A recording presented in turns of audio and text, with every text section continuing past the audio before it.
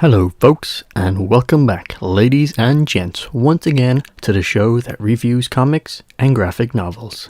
I am the Bibliotech Nerd, and today we are starting on a new story arc.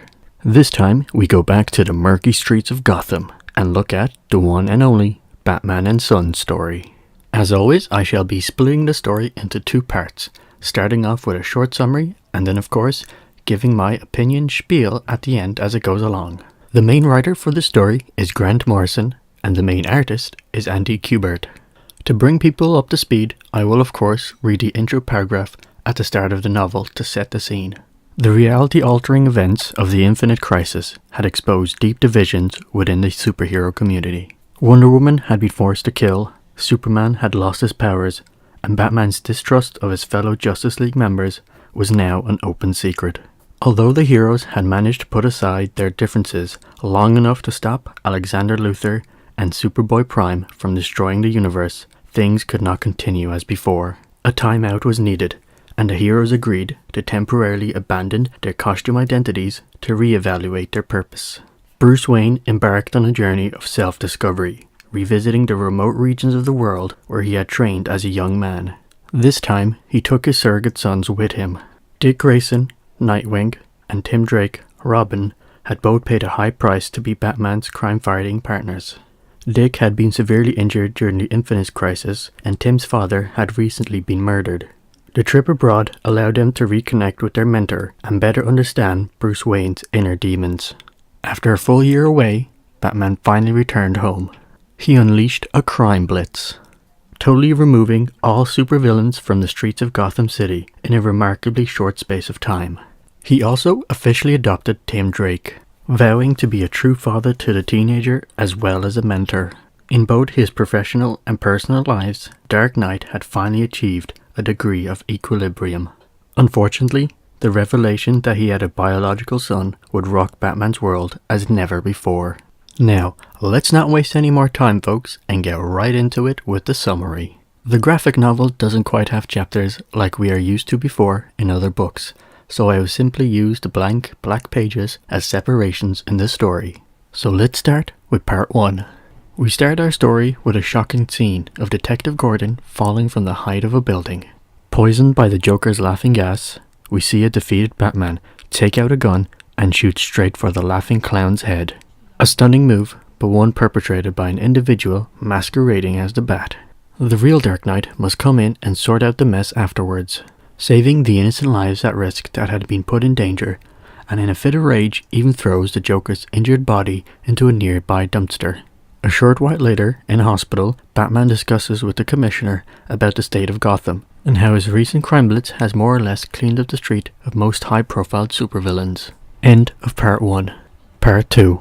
Although crime may be quiet tonight, the work is never ending as we find Bruce in the Batcave, tinkering away on his equipment. Conversation is struck up by Alfred and joined in with Robin, discussing if it's time for Bruce Wayne, the billionaire, to also step back into the public view after having been gone for so long and attend a charity event in London. Robin gives his goodbyes as he also takes his own personal weekend trip. Meanwhile, in another place, we are presented with a kidnapping scene that is part of a much larger plan at hand. This plan includes Dr. Langstrom, the creator of the Man-Bat serum. It just so happens that Bruce does in fact bump into the Doc while in London, though of course we all know that such circumstances never happen by accident. End of part 2. Part 3. After having dressed up, we find Bruce in a magnificent charity event with works of art and colour all over the place. Although the sinister plan that we mentioned before will now go into action, the many guests are clueless as to what will happen soon, and as such, simply go about their socializing as normal. The first sign of danger does in fact occur outside the venue as Alfred witnesses the impending danger that is about to crash the party. A dozen or so ninja-clad man-bats smash through the glass ceiling of the venue and unleash havoc upon the frightened guests below. But Bruce Wayne doesn't leave Gotham unprepared, and from the shadows springs forth the Dark Knight to engage in combat against the man-bats. The fighting is unrelenting as the enemy consistently springs back up to throw themselves into the thick of the action. But even with Batman's impressive training and honed skills, he could not overcome the vast amount of ninja bats that had come to the fight. As such, eventually Batman was overrun and subdued by the attacking enemy. Ending up under London City, it soon became clear that the whole ordeal had been orchestrated by the daughter of the demon's head, Talia al Ghul. Part of a much broader plan, which included the kidnapping of the Prime Minister's wife, she had a surprise in store for Batman to unbalance his focus. It is finally revealed to us the son of Batman, Damian. End of Part 3. Part 4. It seems that Batman's personal life had taken an unexpected direction, as he was now responsible for what seemed to be a son that had been kept secret from him. And after bringing him back to the Batcave, where he would meet both Alfred and Robin, Batman would have to deal with some adolescent tantrums, as Damian had been used to getting his way this far. Tensions also rose when Robin was displeased with the situation, since Bruce now had a biological son so soon after having adopted him. The Bat was frustrated with the whole ordeal, and even angrily snapped at the impatience of Damian, as he himself still had crime to deal with in Gotham City. Eventually, he would be on the trail in the city's sewers after a new criminal gang that had appeared. Unexpectedly though, he had arrived late, as the main leader had his head decapitated by an unknown individual. The situation back in the Batcave was not pretty either, as it becomes clear that it was in fact Damian who had snuck out and performed the act as a way to impress his father. Finding out about this, Robin confronted him, but Damian decided to initiate combat and take out his rival to cement his position as the true heir of the Dark Knight. End of Part 4. And that, folks, wraps up the short summary part of the video. And now I shall move on to the opinion spiel. So let's get right into it and talk about the whole concept of Batman having a son. Family problems, tragedies, and other types of fights are great concepts to lean upon when writing a good story. Even though we're talking about a superhero universe where sometimes outlandish story arcs are a great highlight for the fans, comic book readers aren't that different from normal novel readers. Stories that hit familiar and relatable plots such as family dynamics can still hit pretty hard in the comic book universe. And when we combine it with some beloved characters, we get some pretty iconic stories such as this one, Batman and Son.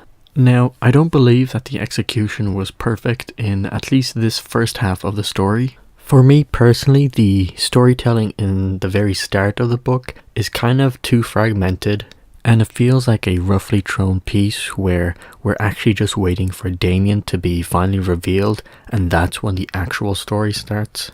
Don't get me wrong, Talia's plan to take over the world with the Man-Bat serum and the whole kidnapping of the Prime Minister's wife, that's all still pretty important to the overall story arc, and of course for future character development for Damian and Batman himself. I just found that the intro was kind of slow and it just elongated the reveal of Damian. Other than that though, story-wise so far it has been pretty good. Moving on to the art side. Overall, I would give it a pretty positive review, but there are one or two things that I kind of want to point out. Hopefully this makes sense, but I'm not a fan of the facial posturing. And what I mean about that is how the face is positioned, or if we were a camera, what angle we are looking at the face.